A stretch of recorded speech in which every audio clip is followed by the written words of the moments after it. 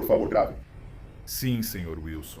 Meu Deus, é um pouco intenso contar essa história.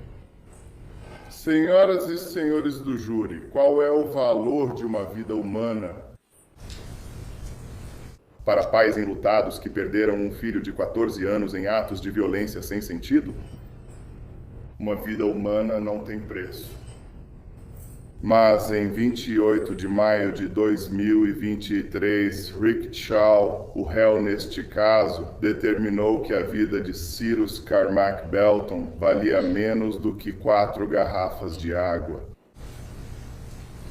Digo isso porque, em maio de 2023, Rick Shaw, o réu neste caso, era o proprietário de uma loja de conveniência e posto de gasolina na esquina da Park Lane com a Spring Tree, aqui em Colômbia. A esposa dele estava trabalhando naquela noite, ela era coproprietária e o filho adulto deles também estava trabalhando lá naquela noite em particular. Era por volta das 8 horas da noite que Cyrus Carmack Belton, um jovem de 14 anos, entrou naquela loja. E ele estava usando um moletom vermelho com um pequeno bolso na frente. Ele carregava uma mochila preta. Sabemos que isso é verdade porque o réu, neste caso, Rick Shaw, tinha um sistema de câmeras sofisticado que capturava quase todas as interações dentro daquela loja e de vários ângulos diferentes. Ele tinha câmeras fora, nas dependências e ao lado da loja, permitindo ver o que ocorria no início da Spring Street, onde terminava sua propriedade. Cyrus entrou na loja vestindo moletom vermelho com bolso pequeno na frente e mochila preta.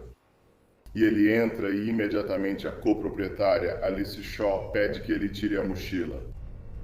Essa é a política da loja. Cyrus obedece, faz exatamente o que pediram para ele fazer. Ele coloca aquela mochila em cima do refrigerador e começa a andar e olhar pela loja. Ele vai de corredor em corredor, olhando, observando, olhando os doces, olhando as garrafas de água, olhando outras coisas na loja. E Alice está logo atrás dele, observando tudo o que ele faz. Quando ele vai para a frente da loja, ela observa. Quando ele vai para o lado da loja, ela observa. Ela se encosta nos postes e observa tudo o que ele está fazendo enquanto ele anda pela loja. O filho adulto deles, Andy, está no balcão e também está observando. E, à medida que outros clientes entram para comprar coisas, ele os atende e continua observando Cyrus enquanto ele anda pela loja. Finalmente, Cyrus vai até o canto direito dos fundos da loja, e novamente sabemos que isso é verdade por causa daquele sistema de câmeras complexo que o Sr. Child instalou. Ele vai até o fundo. Ele abre a geladeira de água, apoia a geladeira de água no ombro direito, depois no ombro esquerdo, e tira 4 garrafas de água. 1, 2, 3 e 4.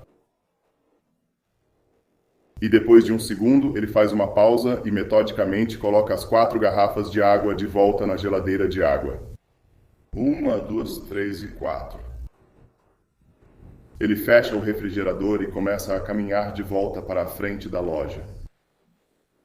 E é nesse momento que a confrontação verbal começa. E eu digo confrontação porque Cyrus não disse nada.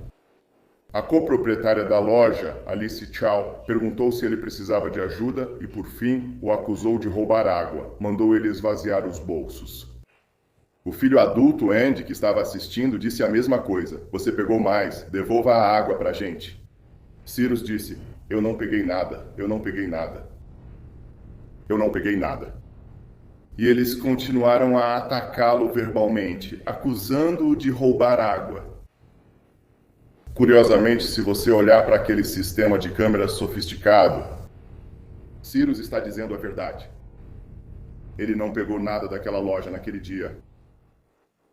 Quando tentou sair da loja, continuaram a assediá-lo verbalmente até o ponto em que ele pegou sua mochila e saiu calmamente da loja. Sabemos disso graças ao sistema de câmeras complexo que Shaik Richel instalou. E enquanto ele caminha em direção à porta, a coproprietária, Alice Shaw, diz algo em cantonês que faz seu filho correr ao redor do balcão em direção a Cyrus. E então Rick Chow, o réu neste caso, sai de um escritório na loja de conveniência, armado com uma pistola Glock calibre .45 e segue Cyrus para fora da loja. Cyrus sai da loja, vira à direita, lentamente, e ouve eles gritando, correndo atrás dele, se vira para ver, e novamente, o sistema de câmeras mostra essas coisas. E ele sai correndo. Cyrus tenta correr pelo estacionamento até o ponto em que ele fica sem fôlego. Um tênis Nike, ele perde o tênis enquanto corre, mas não volta para pegá-lo. Porque você tem um homem adulto correndo atrás de você com uma pistola Glock calibre 45 que te acusou falsamente de furto. Então ele corre. Ele deixa cair 2 celulares do bolso. Sabemos que isso é verdade porque há testemunhas que esperamos que vocês ouçam, que vão contar como tiveram que frear bruscamente para não atropelá-los enquanto corriam pelo trânsito. Sabemos disso por causa do sistema de câmeras sofisticado que ele instalou. Ele deixa cair 2 celulares, um dele e outro da mãe. Ele não se vira para pegar nenhum desses celulares.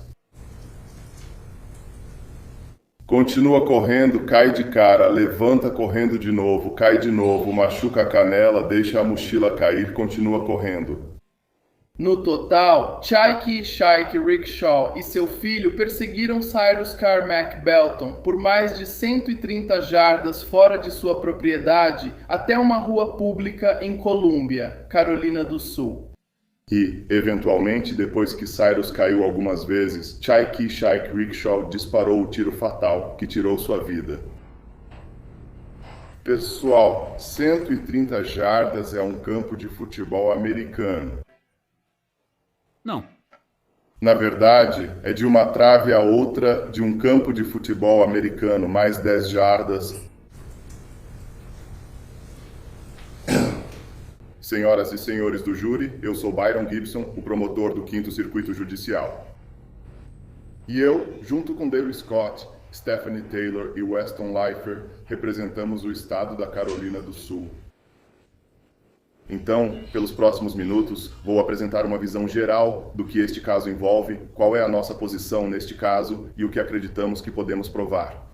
Assim como dar uma ideia do que esperar do tribunal e de como este processo vai acontecer nos próximos dias. Agora, mencionei há pouco que, quando Cyrus entrou naquela loja, ele estava usando um moletom vermelho com bolso na frente e uma mochila preta. Sem o conhecimento da família Chow, de Rick Chow, de Alice Chow ou de Andy Chow, ele tinha uma pistola no bolso da frente daquele moletom. Sem o conhecimento deles. Eles não sabiam. Sabemos que isso é verdade porque este vídeo confirma tudo isso. Confirme que ele andou pela loja, conversou com eles. Em nenhum momento ele os ameaçou. Em nenhum momento ele xingou eles quando estava sendo falsamente acusado. Ele não cuspiu neles. Ele nunca o atacou. Ele caminhou calmamente pela loja e negou calmamente ter roubado qualquer coisa daquela loja, o que, mais uma vez, era verdade. A verdade neste caso é que Cyrus fez o que você esperaria que um adulto fizesse nessa situação. Ele foi embora. Ele tentou criar distância toda vez que foi confrontado. Mas por algum motivo, Chaik Chuck Rickshaw não acreditava nele.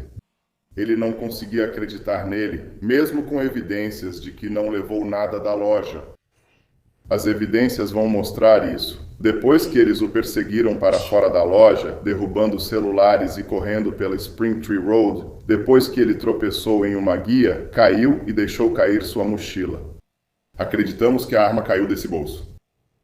E poucos instantes depois que a arma caiu daquele bolso, aquele homem atirou em Cyrus Carmack Belton. Nas costas com uma pistola calibre 45. Agora,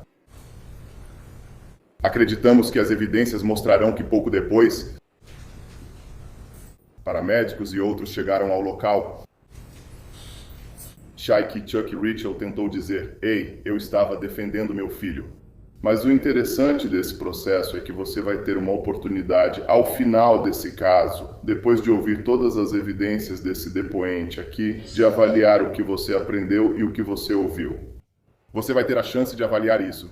E eu vou pedir que, enquanto você começa a fazer aquelas perguntas que ficam passando pela sua cabeça, em que mundo você pode acusar falsamente um garoto de 14 anos de ter roubado, perseguir um garoto de 14 anos por mais de 119 metros por uma estrada? Enquanto você está armado com uma pistola, atira nessa pessoa pelas costas e depois alega que está defendendo seu filho? Pessoal, é por esse ato sem sentido, por esse ato ridículo, por esse ato hediondo que Rick Chow, o réu neste caso, foi acusado e indiciado pelo crime de assassinato. E é por esse crime que nós, a promotoria, Dale Scott, Stephanie Taylor e Weston Leifer, vamos pedir que vocês emitam um veredito de culpa no momento apropriado. Agora, como promotores, nós temos algo chamado ônus da prova. E o que isso significa é que nós temos que provar, além de qualquer dúvida razoável, que Chuck Rickshaw assassinou Cyrus Carmichael Wilson. Agora, dúvida razoável na Carolina do Sul, nossos tribunais definiram de algumas maneiras e eu vou explicar isso para vocês. Dúvida razoável é o grau de dúvida que faz uma pessoa razoável hesitar em agir. O grau de dúvida que faz uma pessoa razoável hesitar em agir. A outra definição que afirma que, se você está firmemente convencido da culpa do réu, ele é culpado do crime. Mas isso cabe a vocês, como jurados, decidir. Como já mencionado, o juiz Taylor é quem orienta vocês sobre a lei e vocês devem aceitá-la como ele apresenta. Então, no momento apropriado, ele vai explicar para vocês a definição de dúvida razoável e todos os outros critérios legais e tudo mais sobre a lei que vocês precisam saber. Ele explicará isso a vocês no final do caso, no momento certo. Mas o interessante desse processo, assim como ele disse, é que o juiz Taylor é quem decide as questões de direito. Vocês são os juízes dos fatos. E vocês vão decidir com base no que ouvirem do banco das testemunhas e nas provas que observarem. Vocês vão determinar o que realmente aconteceu neste caso. Então vocês provavelmente estão se perguntando, sabe, tudo bem, como é que eu devo fazer algo assim? Como vou julgar pessoas sem, sabe, ser uma testemunha? Eu sugiro a vocês que, assim como estão julgando minha credibilidade e confiabilidade agora, essa é uma habilidade que vocês desenvolveram ao longo de todos esses anos de vida. Sugiro que, ao estacionarem esta manhã, não tenham deixado o bom senso no estacionamento. É isso que vocês usam para avaliar credibilidade e confiabilidade. Façam isso com todas as testemunhas que vierem aqui. Vocês vão julgar isso. Vocês vão ter a oportunidade de determinar se eles tinham algum motivo para dizer o que disseram, se eles realmente puderam observar as coisas que afirmam ter observado. Eles têm algum motivo para mudar ou tentar contar uma história de uma forma que vá beneficiá-los. Vocês terão a chance de fazer essas determinações no momento apropriado. E vamos pedir que vocês façam isso. Há alguns instantes, cada um de vocês fez um juramento de julgar de forma justa e verdadeira os fatos deste caso. E o que isso basicamente significa é que vocês precisam julgar os fatos deste caso. Não se baseiem em coisas que ouviram por aí, nem em ideias preconcebidas, mas sim nas provas apresentadas aqui nesta semana e neste caso. É isso que devem fazer. Pessoal, peço que resistam à tentação de transformar este julgamento em algum tipo de comentário sobre juventude e armas. Porque não se trata disso.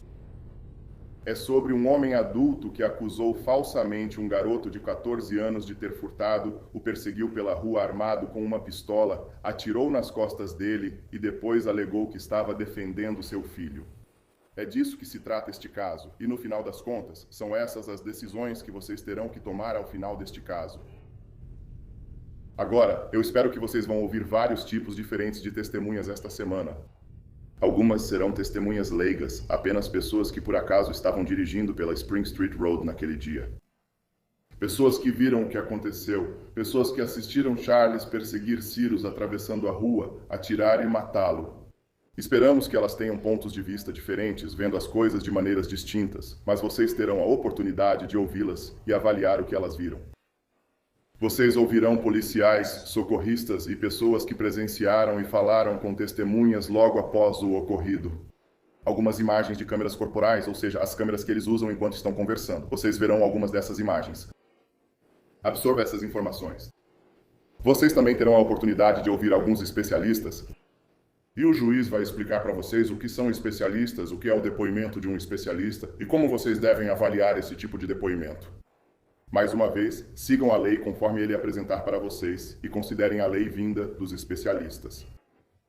E determinem se eles têm capacidade para testemunhar sobre aquilo que dizem saber, como chegaram a essa informação e se essa informação foi paga.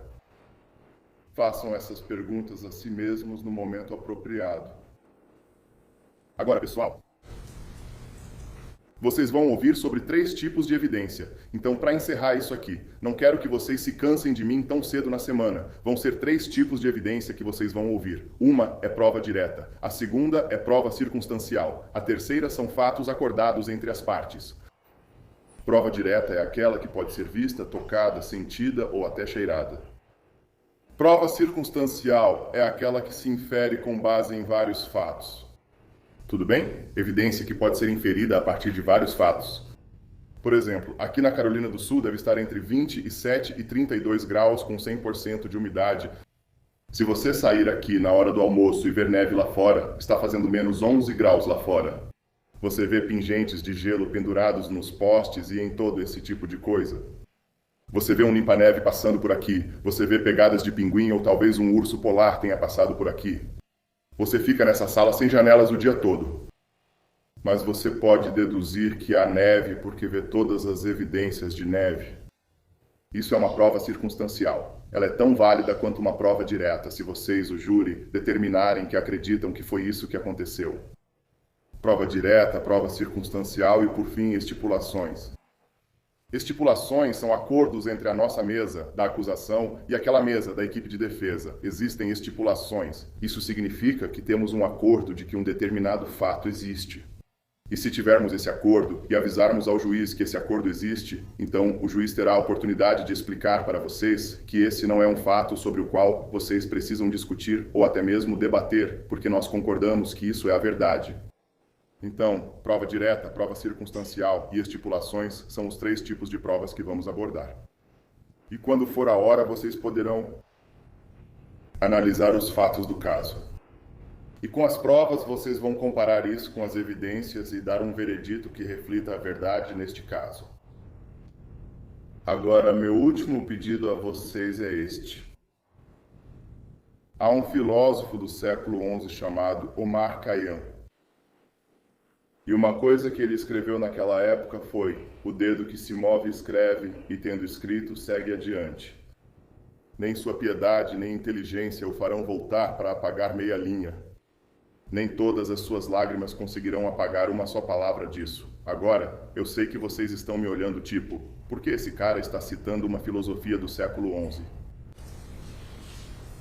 Eu vou dizer para vocês que, ao final deste caso, eu vou explicar por que algo escrito lá nos séculos XI e XII faz tanto sentido. Hoje, neste tribunal, em 2026, sobre um caso em que aquele homem assassinou um jovem de 14 anos, em 2023.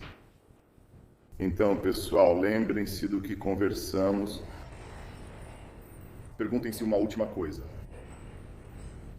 Qual é o valor de uma vida humana? Obrigado.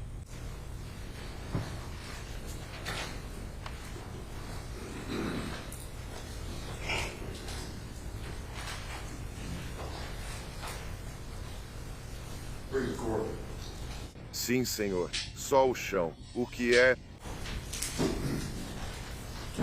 Isso. Senhoras e senhores do júri, bom dia.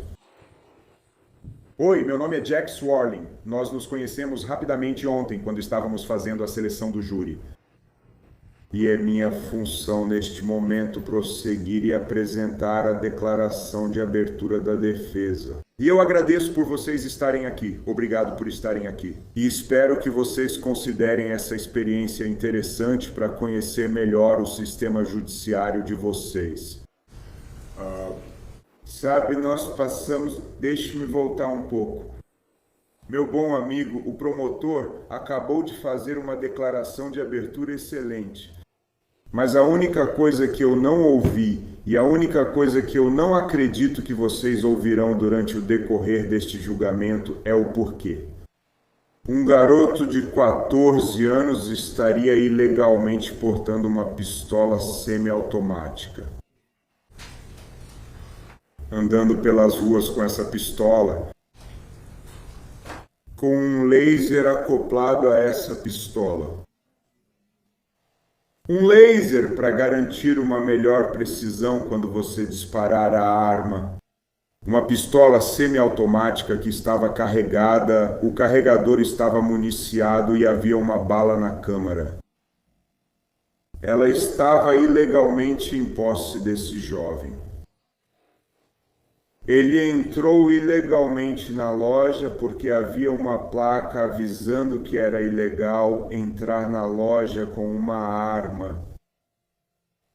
Já o Sr. Chow tinha uma licença para porte de arma oculta. Ele nunca sacou sua arma. Ele estava autorizado a portar uma arma, mas não sacou essa arma até que seu filho estivesse em perigo de ser baleado. Os procuradores, neste caso, querem apresentar este caso dessa forma. Tudo se resume a uma garrafa de água. Tudo se tratava de alguém acusado injustamente de furto na loja. Mas para o Estado, nessa situação, nada mais importa além do motivo de esse jovem estar com aquela arma, por que ele carregava aquela arma. Porque se ele não tivesse aquela arma, ele nunca teria tido uma arma para apontar para Andy Chow. Ele nunca teria tido uma arma para colocar Andy Chow em perigo. E nunca teria tido uma arma que fizesse o Sr. Chow acreditar que seu filho seria baleado. E ter que tomar uma decisão em fração de segundo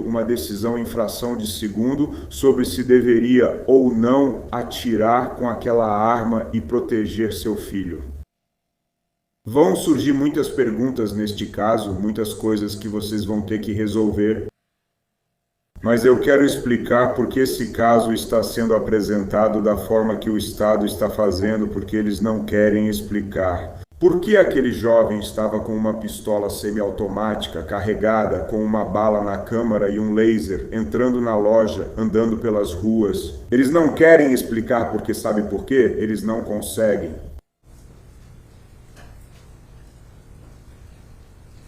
Ontem participamos da seleção do júri, que foi cuidadosamente projetado para garantir que 12 pessoas que ao final vão decidir este caso, 12 pessoas do condado de Richland, que são justas e imparciais, que não têm nenhuma opinião pré-concebida, que vieram aqui sob juramento e disseram: eu posso ter ouvido falar sobre o caso, mas não formei uma opinião sobre ele. Estou disposto a ouvir as provas e a lei que o juiz me apresentar e decidir este caso de forma justa, verdadeira e honesta.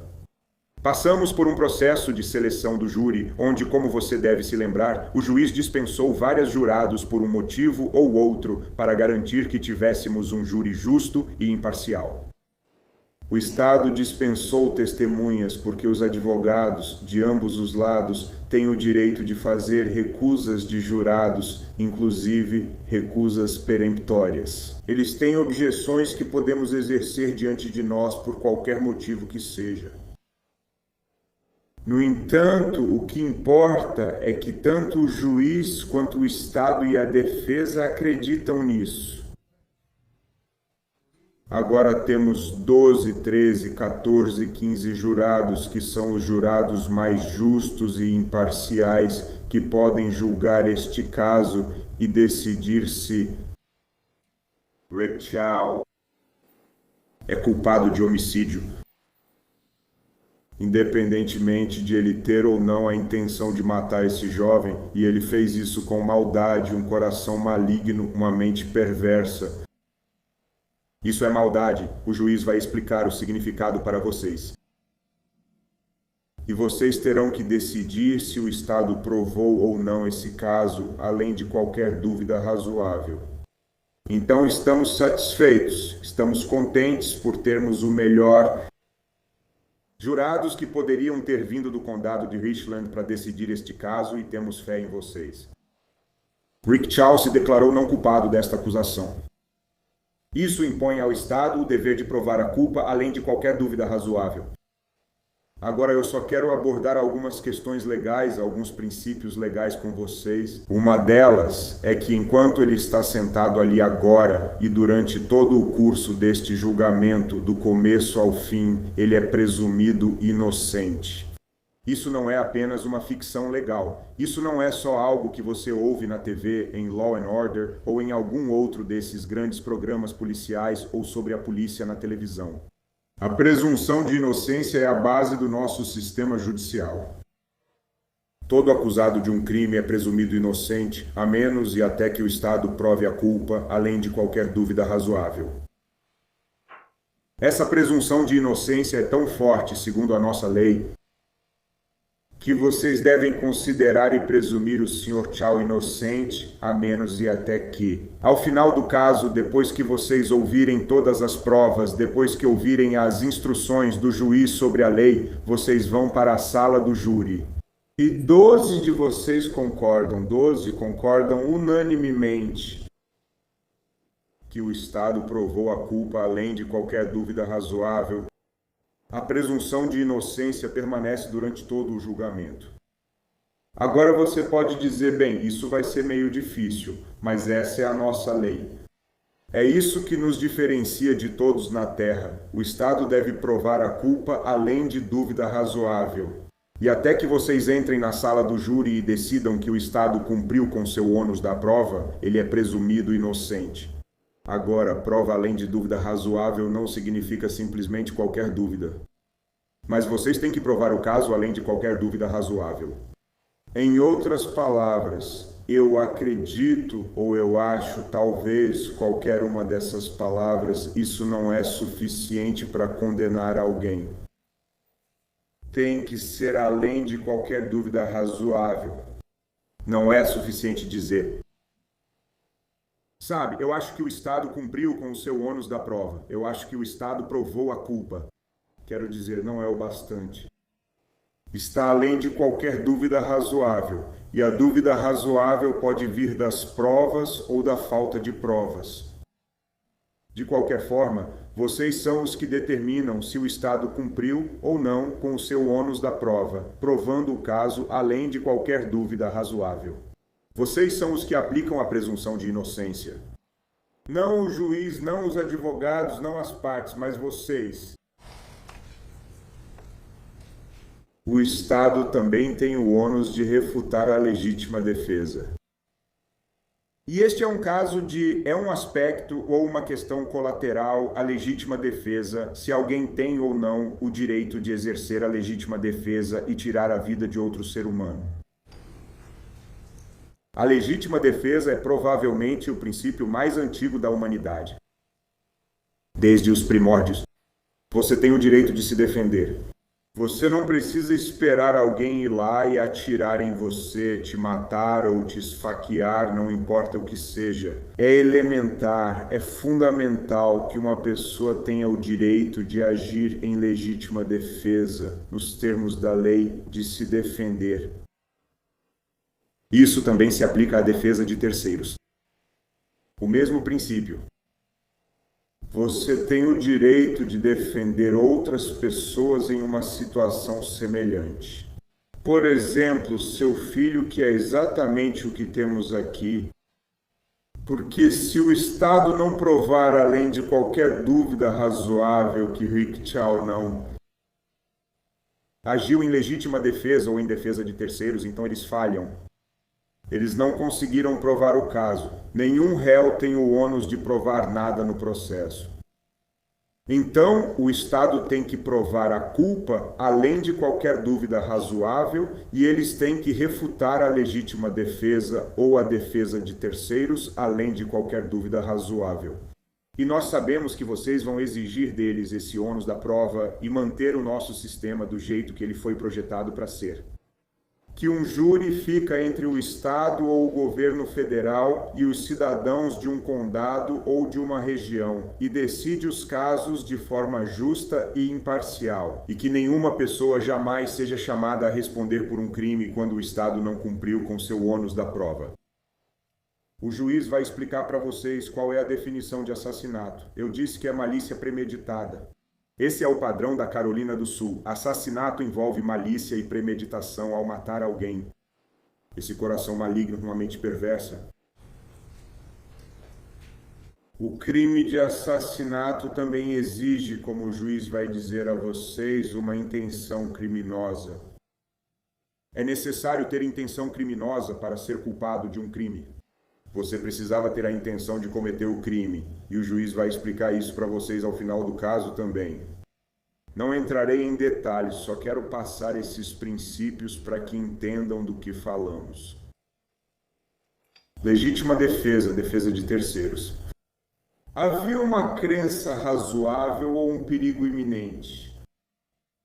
Se havia um perigo iminente e você acreditava que era razoável, e era razoável que a vida de alguém estivesse em perigo, sua própria vida ou a vida de um ente querido como Andy Chow. Nessas circunstâncias, você tem o direito de agir e exercer essa legítima defesa ou defesa de terceiros.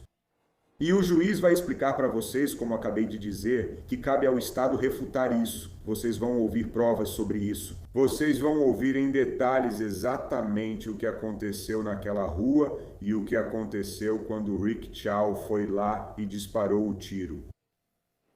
O jovem estava apontando uma arma para o filho dele. Defesa de terceiros. Isso é uma ameaça imediata, uma ameaça iminente? É razoável acreditar que seu filho está em perigo de sofrer danos corporais graves ou morte? Eu afirmo para vocês que não vai haver nenhuma dúvida sobre se era razoável ou se era iminente, ou se era razoável acreditar que era iminente.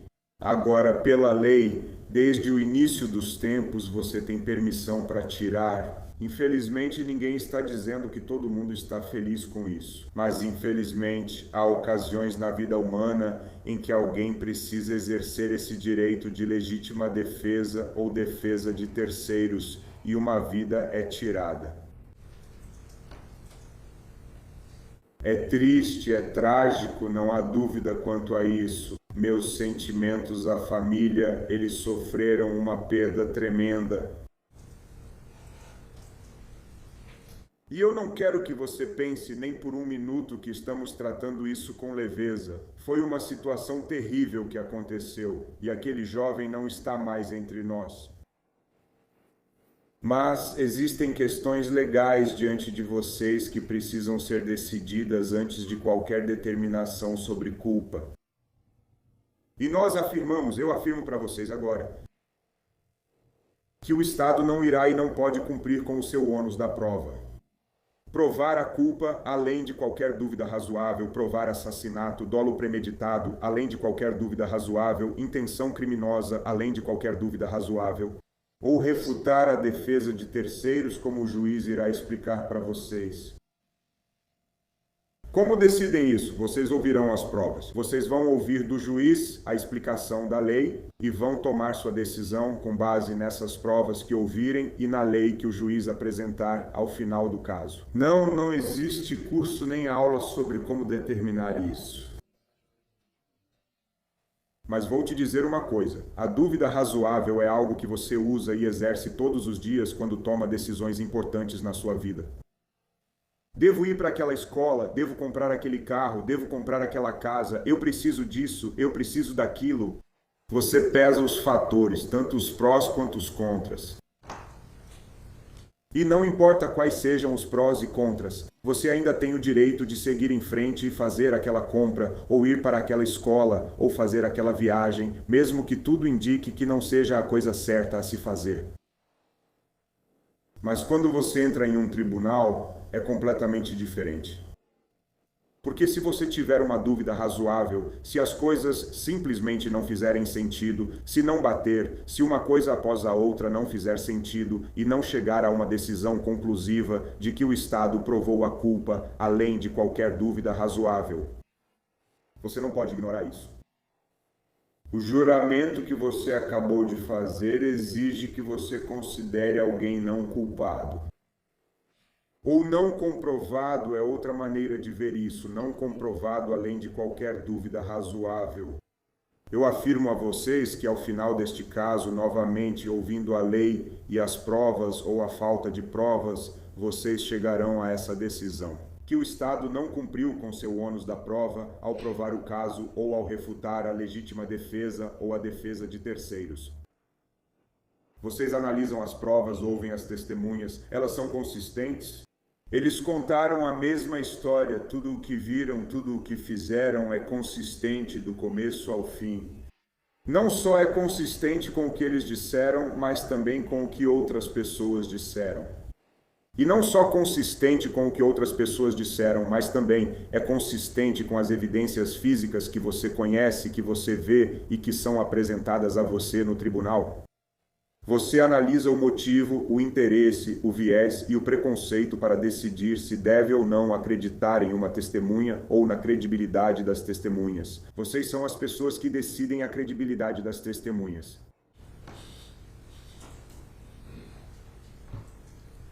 Quero prosseguir e, como eu disse, essa é uma situação trágica. Meu coração está com a família, que sofreu uma perda terrível. Ninguém pode entender isso. Ninguém consegue entender como é estar nessa situação. Sinto muito por essas pessoas.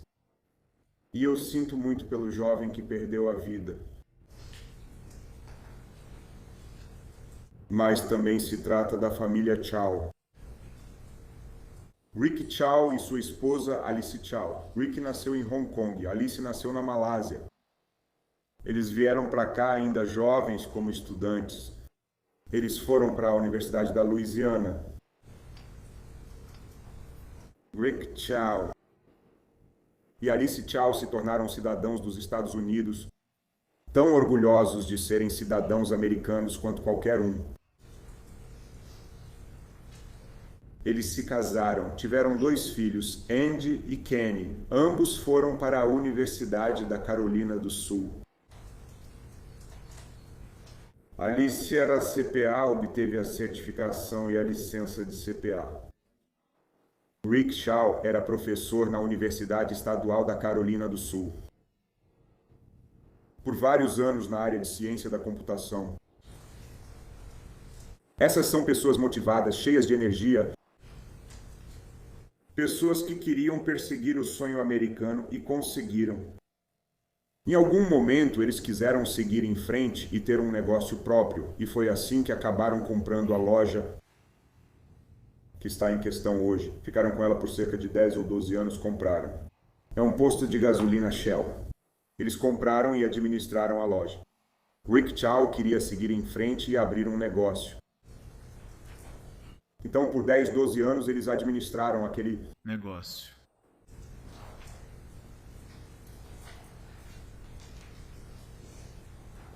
E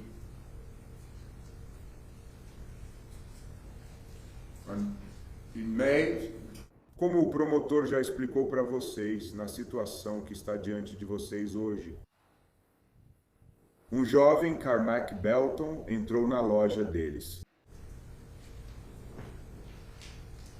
Quando entrou na loja, ele carregava uma mochila. Mochilas precisam ser colocadas no bebedouro. Isso vale para todo mundo. Eles não querem ninguém andando pela loja com mochila. Então todo mundo coloca no bebedouro. O Sr. Belton Carmack fez isso. Coloque lá em cima. Depois conversamos sobre o que tem nessa mochila, você vai descobrir. Mas o jovem entrou na loja, andou por toda a loja, não comprou nada, olhou diferentes mercadorias, não comprou nada.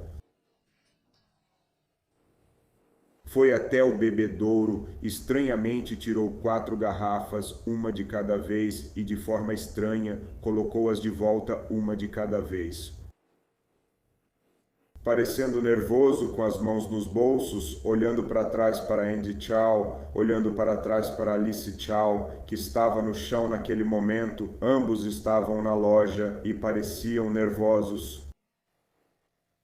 E eles tinham a suspeita de que ele possivelmente tinha pegado alguma coisa. Agora esta é uma loja com milhares de itens de baixo valor. Uma garrafa de água ou qualquer outro item na loja, provavelmente com muito pouco lucro. Então não se trata de saber se algum item foi levado ou não. É o efeito cumulativo e as perdas que um dono de loja pode sentir. Então eles têm o direito de ir lá e olhar para ver se alguém está levando alguma coisa. Quando o Sr. Belton estava saindo da loja, perguntaram a ele: "Você pegou alguma coisa?"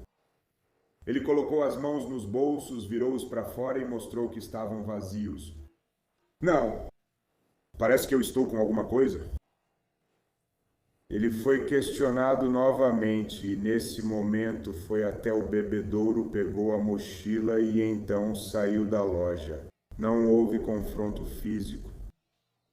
Não houve gritos com ele, mas houve um pedido, houve uma pergunta que ele respondeu, mas Andy Chow ainda sentia que havia algo no jeito que ele estava agindo na loja e queria segui-lo pelo menos para ver para onde ele estava indo, assim poderiam relatar isso à polícia. Ele poderia relatar isso à polícia. Mas naquele momento, quando eles saíram da loja, Sr. Belton, Carmine Belton, começou a correr. Agora, ele viu algo que achou que Andy Chow viu, algo que parecia pesado no moletom dele, nos bolsos do moletom. Isso pode ter sido algo que ele pegou como a água. Bem, agora nós sabemos que não era a água, mas sim uma pistola semiautomática carregada com um laser nesses bolsos. Então ele estava dizendo a verdade, que viu algo pesado no bolso. A suspeita aumentou quando o jovem saiu correndo. Por que ele estava correndo? Por que você quer saber? Ele realmente aumentou a suspeita naquele momento ao correr. E ele realmente correu rápido porque perdeu um dos sapatos enquanto corria. Ele jogou os telefones no chão antes de sair do estacionamento. E ele simplesmente saiu correndo o mais rápido que pôde. Agora, é razoável acreditar que ele pode ter levado alguma coisa? Com certeza. É razoável segui-lo para ver para onde ele estava indo, em que direção, para poder informar a polícia? Com certeza. E ele não ia agarrá-lo, ele não ia segurá-lo, ele só queria ver para onde ele estava indo. Rick Chow tinha saído do escritório e viu seu filho do lado de fora, assim como o jovem também.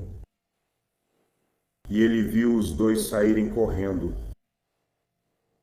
Rick Chow, o réu neste caso, correu atrás de seu filho e do Sr. Carmine Belton, porque estava tentando ver o que estava acontecendo com seu filho, proteger seu filho, garantir que seu filho estivesse bem. Ele não sabia o que estava acontecendo. Ele não participou da decisão na loja. Mas ele foi lá fora proteger e garantir o bem-estar do filho. É o filho dele. O jovem desceu correndo pela rua, atravessou para o outro lado, correu pelo lado esquerdo da rua em direção ao conjunto de apartamentos. E em algum momento ele tropeçou e caiu.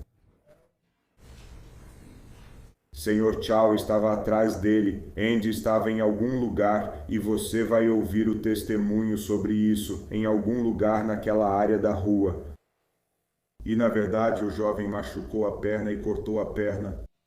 Mas quando ele se levantou, e aliás ele também jogou sua mochila, em um barranco lá embaixo. Por quê? Essas coisas aumentam a suspeita, com certeza. Isso levantaria suspeitas em todos. Mas quando ele apareceu, e Andy Chow viu que ele tinha uma pistola na mão. Acabou sendo a pistola de 9 milímetros que estava com uma bala na câmara, estava carregada e tinha um laser acoplado a ela. Mas o laser foi encontrado na estrada, bem perto de onde o estojo da bala disparada pela arma do Sr. Chow caiu. Agora, o Sr. Chow nunca sacou essa arma. O Estado quer falar sobre, bem, você sabe, ele fugiu de alguém que tinha uma pistola semiautomática calibre 45. Como o jovem saberia disso? Ele nem sequer viu o Sr. Chow. O Sr. Chow ficou com ela no coldre o tempo todo. Ele não tirou a arma do coldre até que...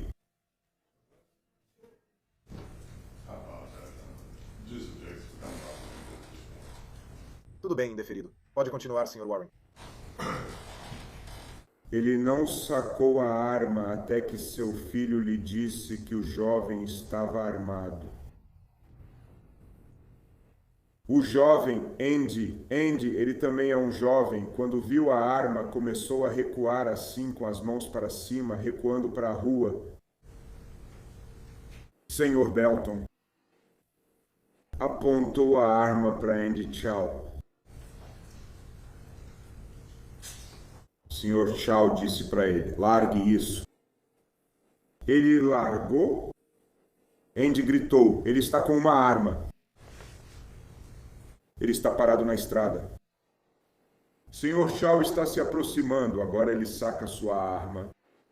Naquele momento, naquele segundo exato, naquele instante congelado no tempo, Rick Chow vê um jovem apontando uma pistola semiautomática para seu filho que está recuando com as mãos para cima.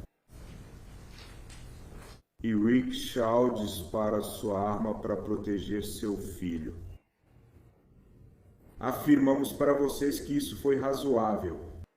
Era uma impressão razoável de que seu filho poderia ser gravemente ferido ou morrer nas mãos de alguém que estava com uma arma apontada para ele. Isso era uma crença razoável. E ele disparou sua arma conforme a lei em defesa de seu filho. Como sustento perante vocês qualquer pessoa neste tribunal. Agora vocês ouvirão depoimentos que são consistentes com isso. O que estou dizendo a vocês agora é consistente com o que foi dito neste caso pelas testemunhas. E vocês ouvirão depoimentos de várias pessoas que vocês perceberão que são consistentes com isso. Essa versão do que acabei de lhes contar é consistente. Não há dúvida de que aquela arma pertencia a esse jovem. Não há dúvida de que aquele jovem tinha aquele laser naquela arma. Na verdade, vocês verão provas. Afirmamos que conseguimos estabelecer os fundamentos de certos pontos. Que ele estava nas redes sociais na noite anterior vestindo as mesmas roupas, segurando a mesma arma com o laser. Não há dúvida sobre isso.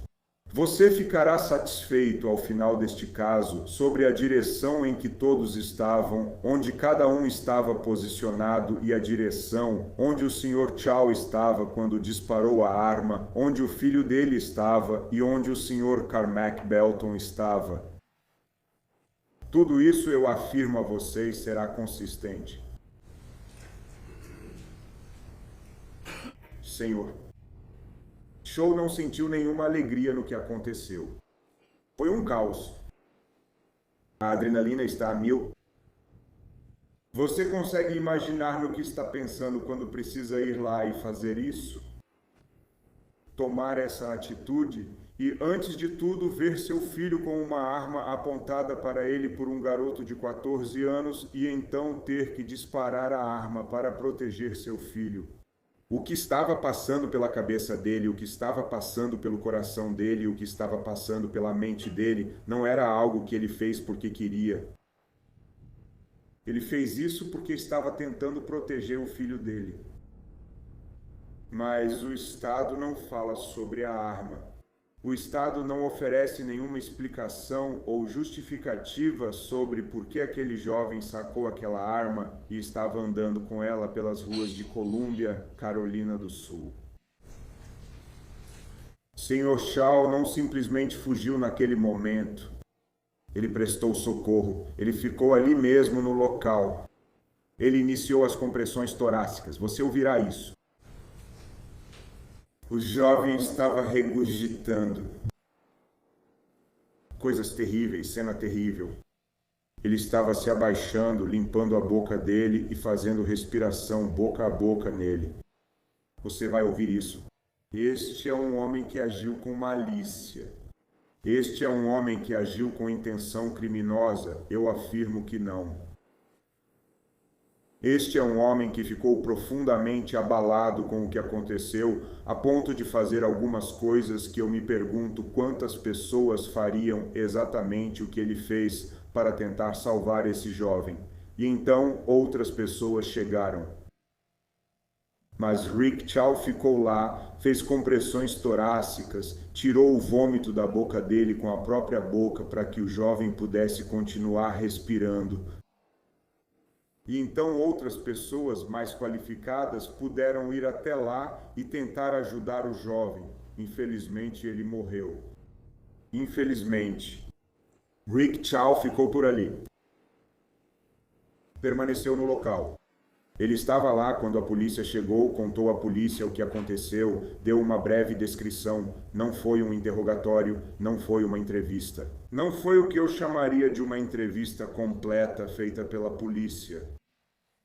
Mas foram tiradas fotos de diferentes pessoas, Andy Chow, Rick Chow, algumas das pessoas que estavam por ali na área. Ele ficou lá o tempo todo, voltou para a loja e quando a polícia chegou à loja, mostrou aos policiais os vídeos que eles tinham. Ele estava cooperando 100%, fazendo tudo o que podia, não só para salvar a vida do jovem, mas também para cooperar com a polícia. Tudo o que ele podia. A esposa dele estava fazendo a mesma coisa. O filho dele estava fazendo a mesma coisa. Essas não eram pessoas que sentiam qualquer tipo de alegria pelo que tinha acontecido. Eles estavam abalados. Terrível. Não tão ruim quanto, obviamente, os pais desse jovem. Nem chega perto desse nível. Mas ter feito isso, ter atirado em alguém e ver essa pessoa morrer, deve ser algo extremamente difícil de enfrentar. Quando eles concordaram e entregaram à polícia todas as fitas de vídeo que estavam na loja. Todos concordaram em ir até o departamento do xerife para mais entrevistas ao longo dos próximos dias para prestar um depoimento de verdade sobre o que aconteceu dia após dia, passo a passo, palavra por palavra. Mas dentro de 15 horas, antes que qualquer investigação realmente tivesse se concentrado em entrevistas detalhadas, com a perícia vindo dos laboratórios sobre balística, DNA, seja qual fosse a questão, dentro de 15 horas, quando o Sr. Chow foi chamado, ele foi orientado a se apresentar ao departamento do xerife e foi preso por assassinato. Foi esse o tempo que levou 15 horas. Senhoras e senhores,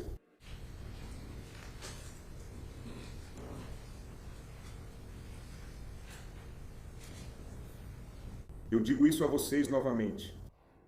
O Estado quer apresentar isso como uma situação em que um jovem pode ter pegado algum pequeno item de uma loja de conveniência. Suas lágrimas se foram.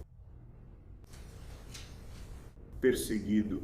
Não que ele estivesse perseguindo, ele estava seguindo. Perseguido e baleado porque ele tinha levado algo daquela loja de conveniência. Eu digo a vocês, não é tão simples assim. Não dá para enquadrar isso como o Estado quer. Andy Chow tinha motivos razoáveis para acreditar que algo aconteceu na loja. Ele seguiu o jovem para fora. Rick Chow tinha um motivo razoável para seguir o filho, para ver o que estava acontecendo e proteger seu filho. Andy Quando viu a pistola sendo sacada, como o promotor apontou, a 130 jardas estrada abaixo, ele começou a recuar com as mãos para cima. E o pai dele viu aquela pistola sendo apontada para o filho dele pelo jovem de 14 anos.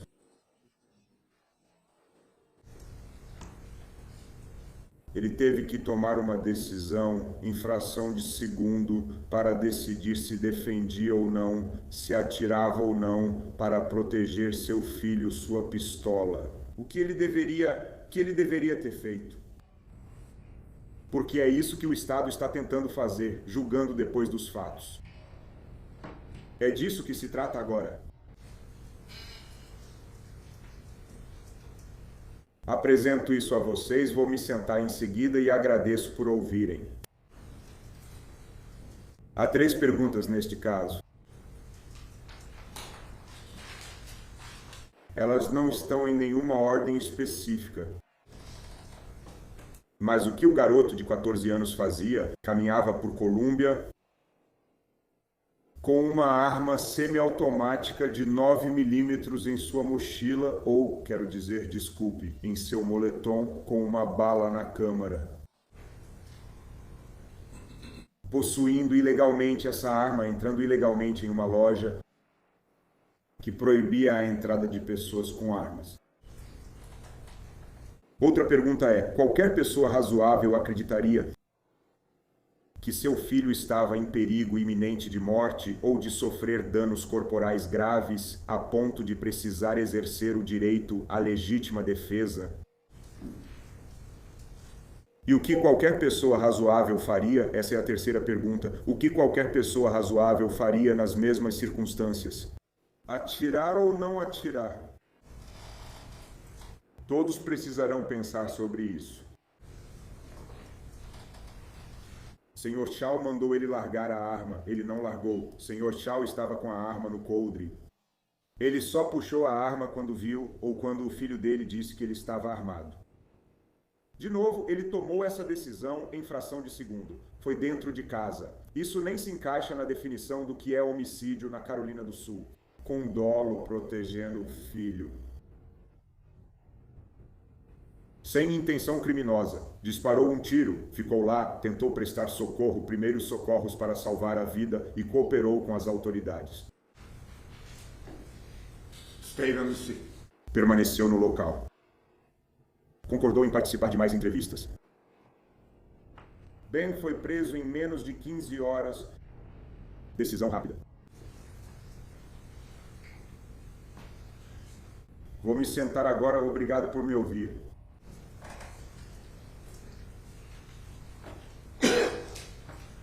Eu lhe digo, existe um cenário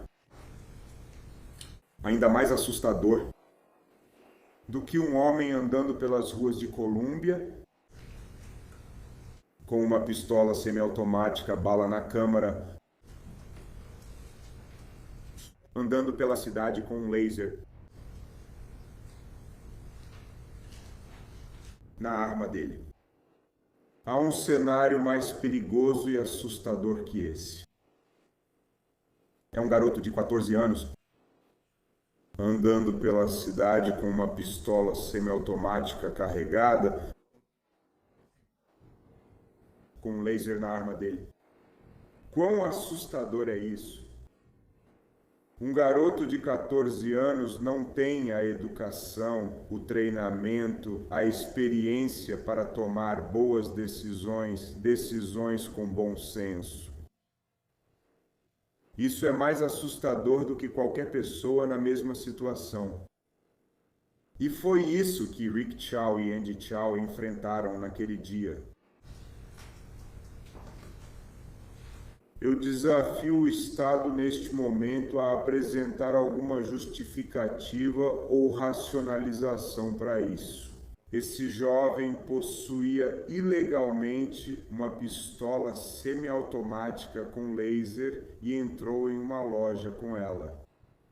Se os comerciantes sabiam disso ou não, isso não importa agora. Mas por quê? Você tem o direito de saber por quê. Ao final do caso, esperamos. Você verá que eles não cumpriram o ônus da prova ao demonstrar a culpa, além de qualquer dúvida razoável, seja pelas evidências ou pela falta delas. E que eles não refutaram, além de qualquer dúvida razoável, que Rick Chow agiu para defender a vida do filho dele?